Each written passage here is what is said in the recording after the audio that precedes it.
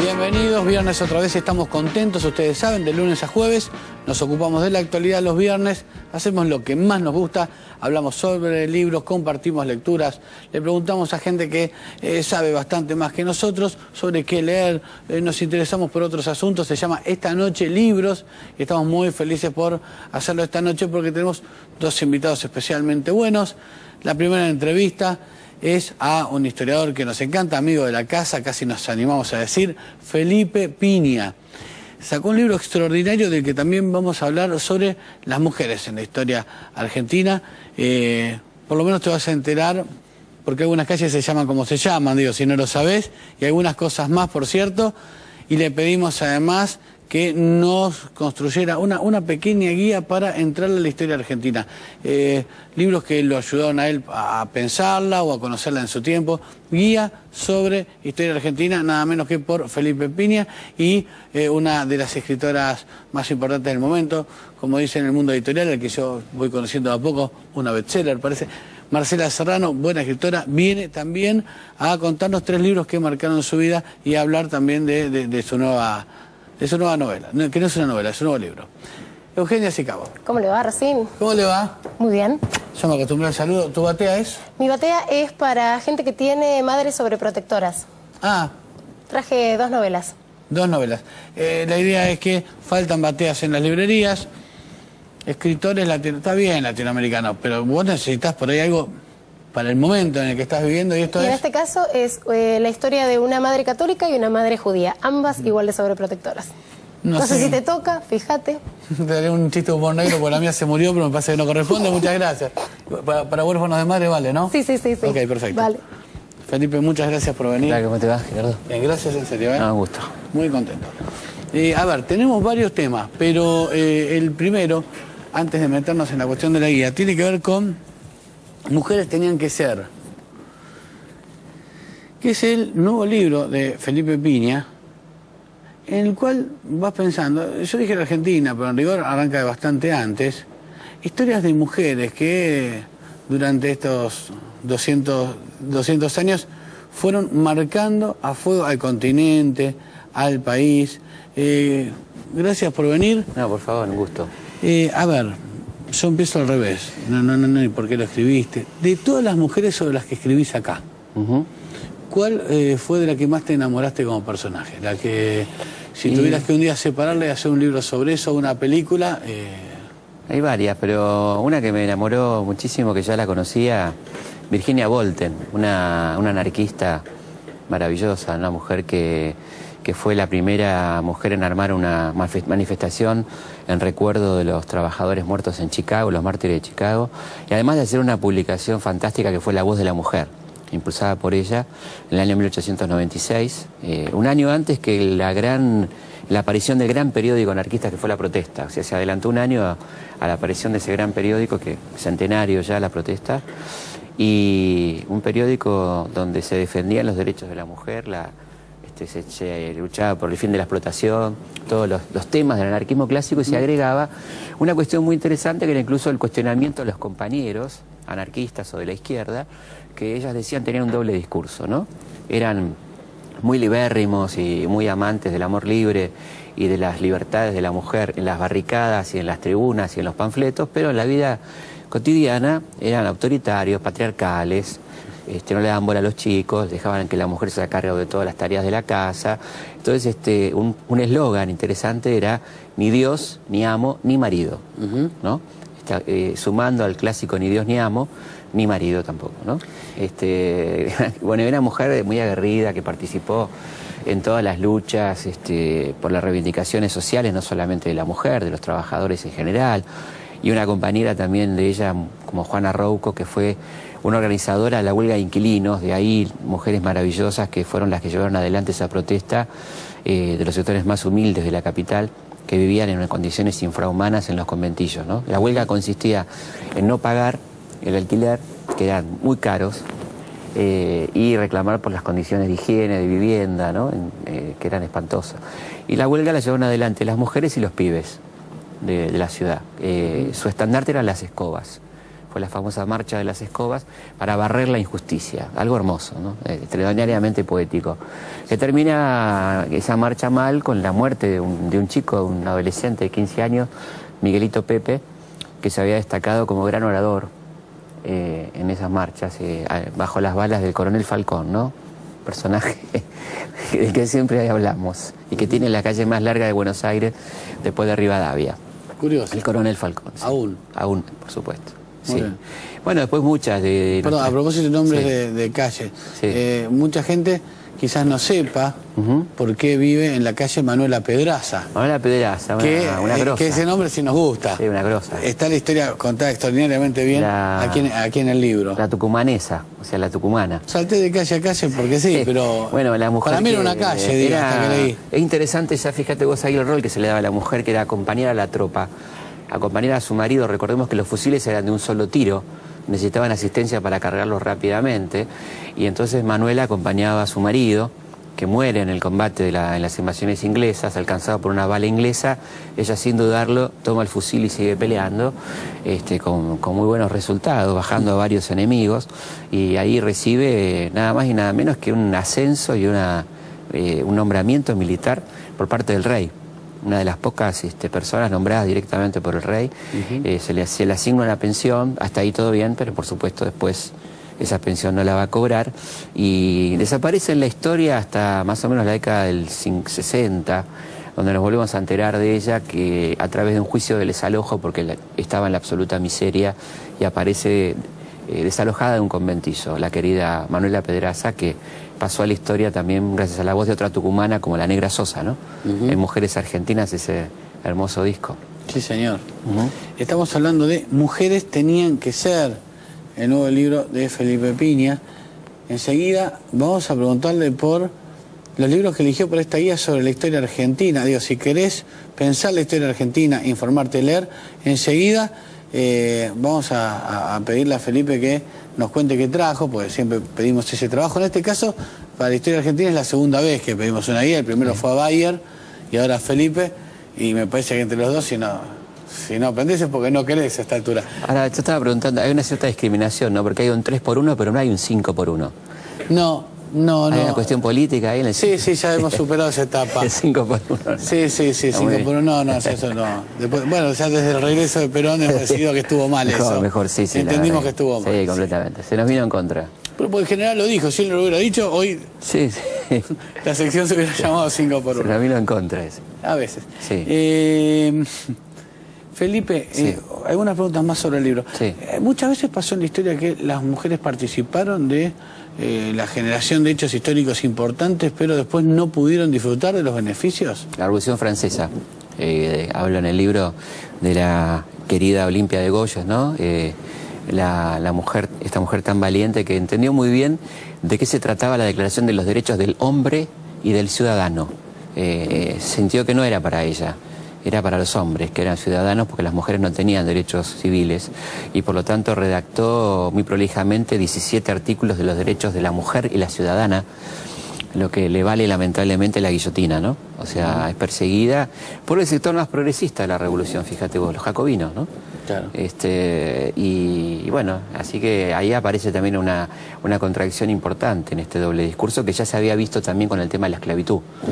Los jacobinos, muy revolucionarios y proclamando la igualdad ante los hombres, en el caso de Haití aplican una represión tremenda y ahí no rige la igualdad y el fin de la esclavitud y la hermandad ante los hombres, ¿no?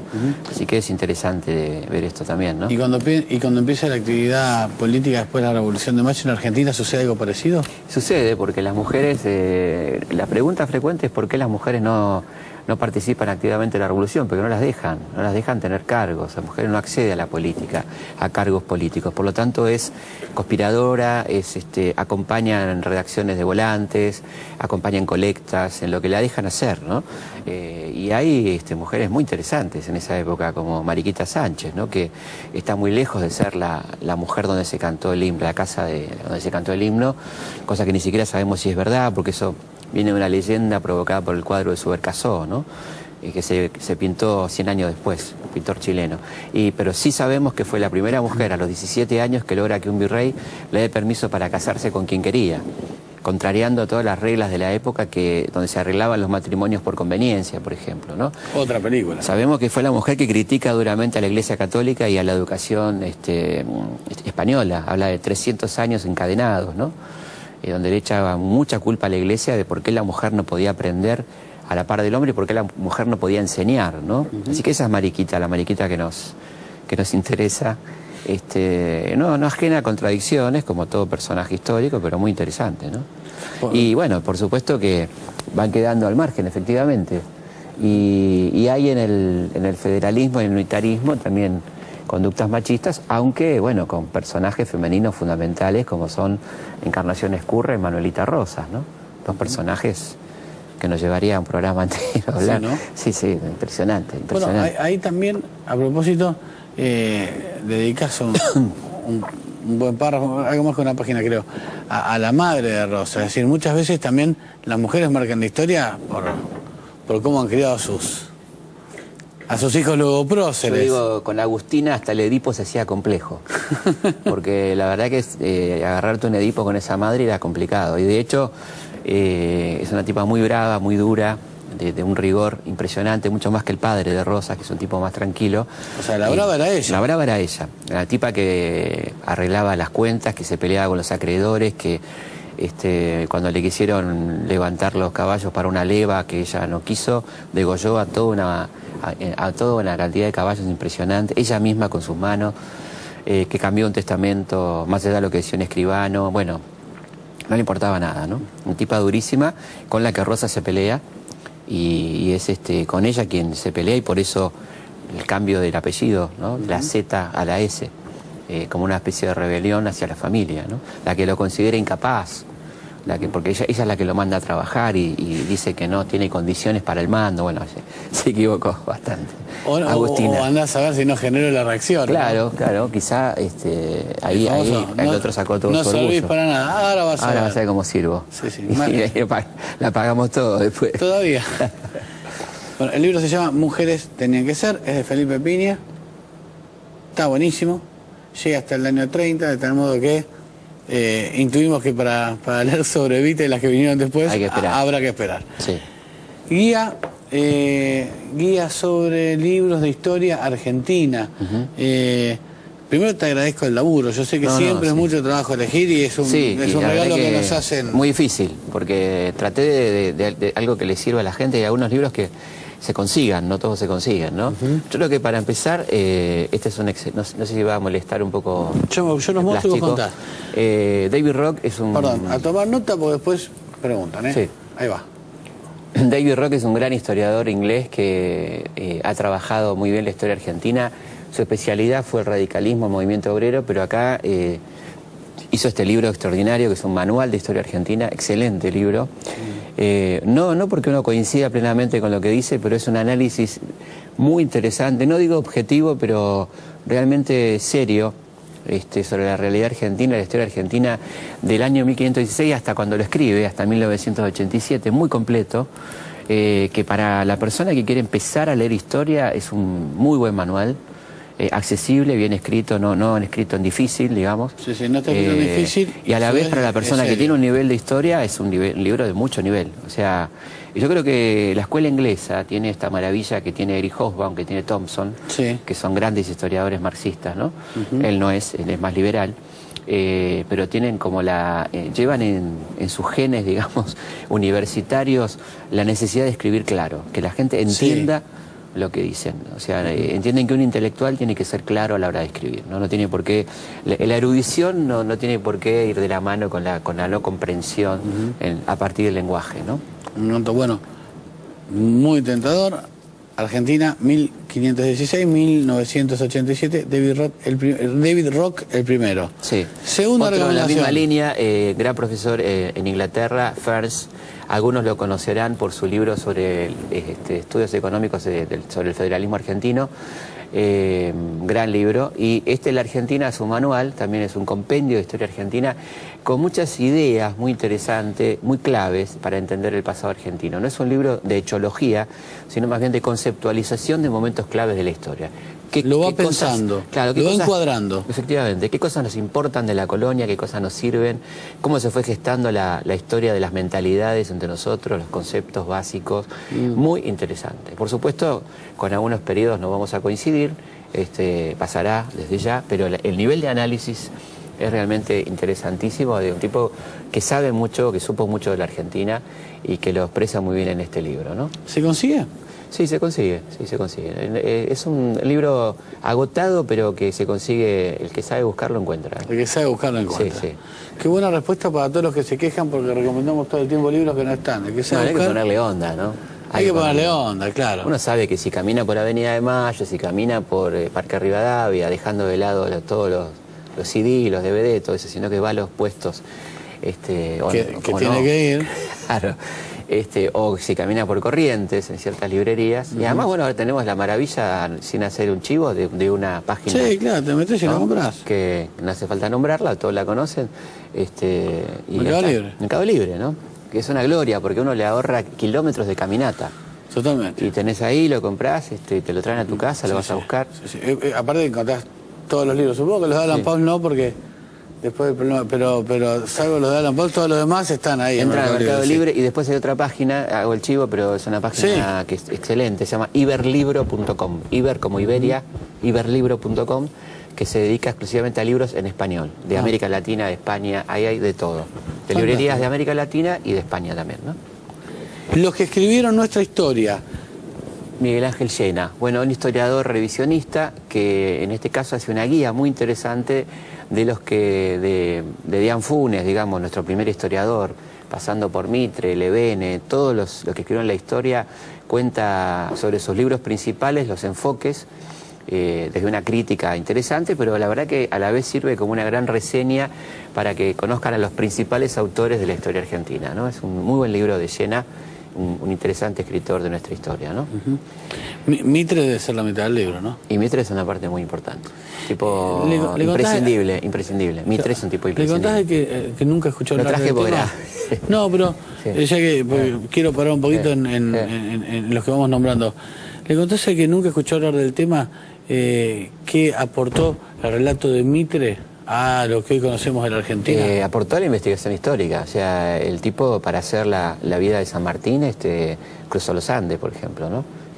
Tenía la suerte de acceder a documentos que lamentablemente muchos se han perdido y laburar muy bien documentalmente. O sea, él trabajaba muy bien documentalmente con un método científico, histórico.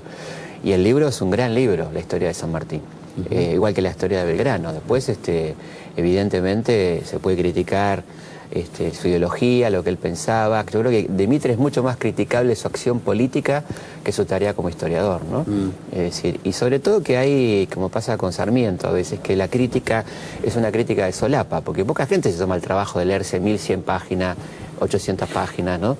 Y entonces dicen, bueno, Mitre, la historia mitrista es esto, ¿no? Bueno, la historia mitrista es un poco más compleja que lo que se supone al decir historia mitrista, ¿no?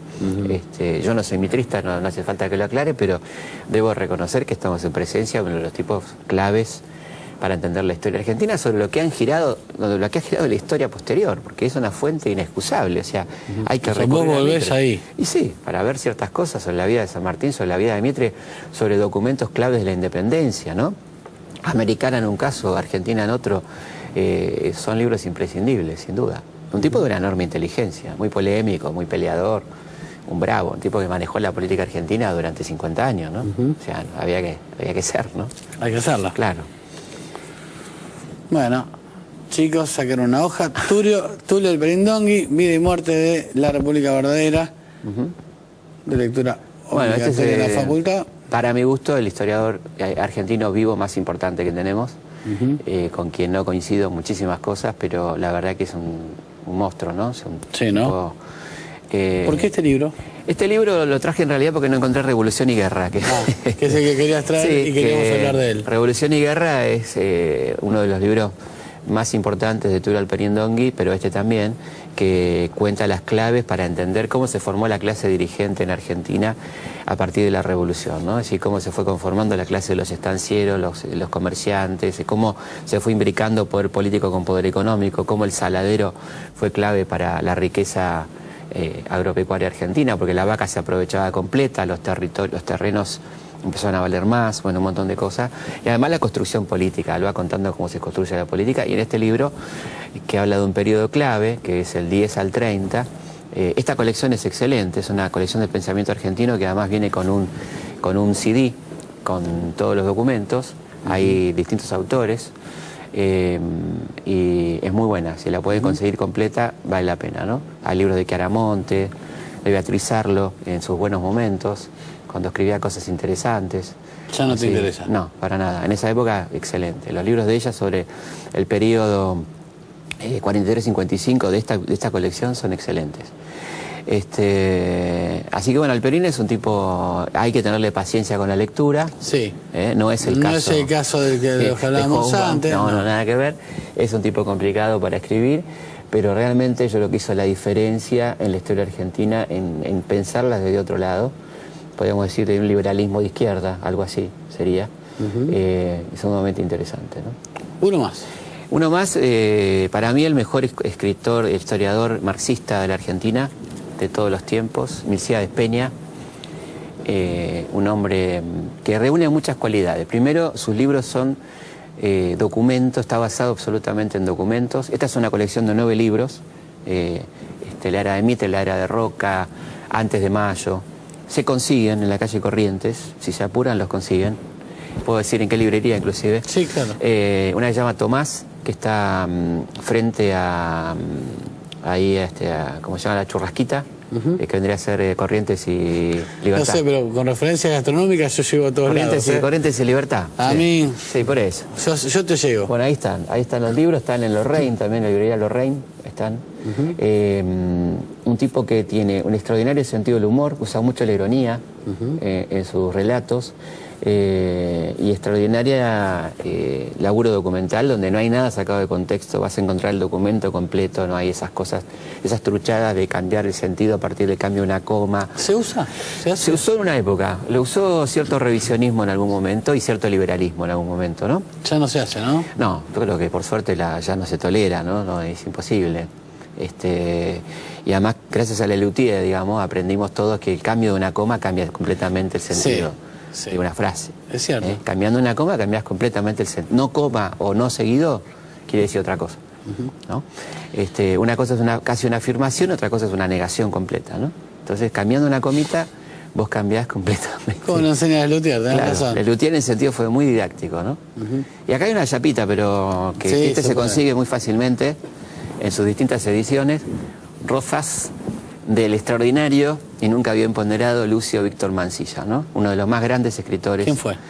Y Eugenio, un tipo que además de su vida romántica de viajes por todo el mundo, fue el tipo que ocupó la comandancia en la zona de Río Cuarto y que trató directamente con los ranqueles y que instala un discurso muy interesante de tratar al indio, como se decía entonces, como un igual, y dándole voz al indio. En la excursión de los indios ranqueles aparece la voz del indio con una lógica meridiana que supera la voz del blanco en muchos momentos. Y cuando al indio se le dice que viene el ferrocarril con la civilización y él cuestiona qué es eso y por qué yo tengo que creer que esto es así, por ejemplo, y esto le da lugar Mansilla, ¿no? Porque puede haber omitido eso, ¿no? Y sin embargo ahí aparecen diálogos sumamente interesantes, el tema de la cautiva. Bueno, y en Rosas, que es una osada biografía de defensa de su tío, en cierta manera, todo lo que podía en el momento que escribe, en un muy correcto momento, es un libro notable que él, fíjate cómo lo llama, ensayo histórico-psicológico.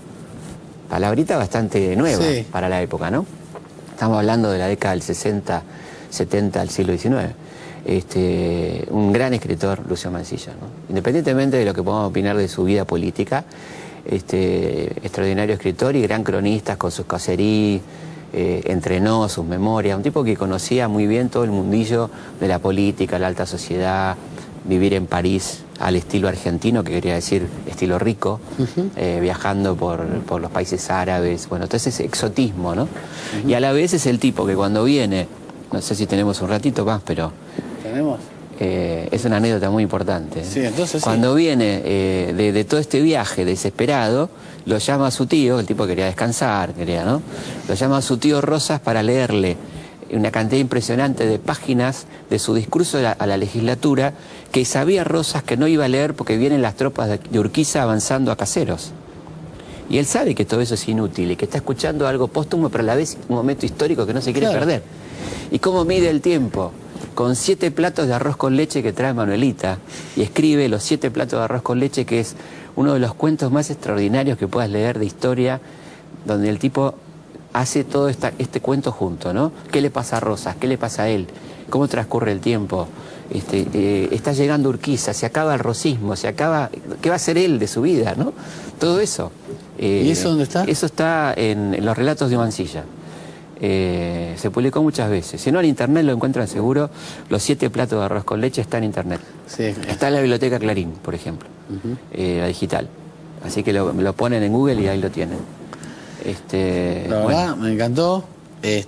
Muchas gracias por el trabajo que te tomaste. Un placer. Creo que uno le pone pasión y lo que a uno le gusta es que la gente vea lo linda que es nuestra historia y lo diversa que es, ¿no? Que no hay por qué quedarse con una versión de la historia. Hay tantas y tan interesantes, ¿no? Bueno, es un poco la idea, por eso también, viste, que invitamos gente que opina a su vez distinto entre sí. Y lo disfrutamos mucho y el verbo que solemos usar cuando vendemos el programa es el de convidar. Exacto. Convidamos un poquito. ¿Qué leíste? Convidamos un poco. Exactamente. Es una mirada un poco... La mejor manera de generar el deseo es convidar, no obligar. Obligar no genera deseo. Y tratamos de hacer eso. Yo te agradezco mucho por venir. Vuelvo a recomendar Mujeres tenían que ser, que es el libro que acaba de salir, de Felipe. Y agradeciéndote de nuevo que vengas, te regaló una invitación a comer en Sotoboche. Tengo que firmar un libro, ¿no? Que sabes que es extraordinario. Y sí, efectivamente, que bien estuvo, Dios. Menos mal que vino Felipe, mirá si dependía de nosotros el programa. En el bloque que viene, como parece que yo ya te conté antes del aire, vamos a entrevistar a una escritora chilena muy importante, Marcela Serrano. ¿Cómo no? Y vos sabés que en el 3x1, que no te toca, no te viene tocando. 5x1 no hay. No, por eso no te invitamos. Cuando hagamos el 5x1 te invitamos, el 1 lo ponemos nosotros. Y como ha escrito muchas historias de mujeres, y es que ha sido una experta en describir esos personajes de sensibilidad femenina, me pareció que el mejor regalo posible era tu libro. ¿Cómo no? Para que un honor para mí. Lea buenas historias de mujeres, así que mientras me voy al corte te pido que se lo dediques. ¿Cómo no? Y va a ser mi regalo sorpresa en el bloque que viene. No sorpresa para los televidentes, evidentemente, pero sí para ella. Gracias en serio, Felipe. Gracias a vos, Después del corte, el regalo sorpresa a Marcela Serrano.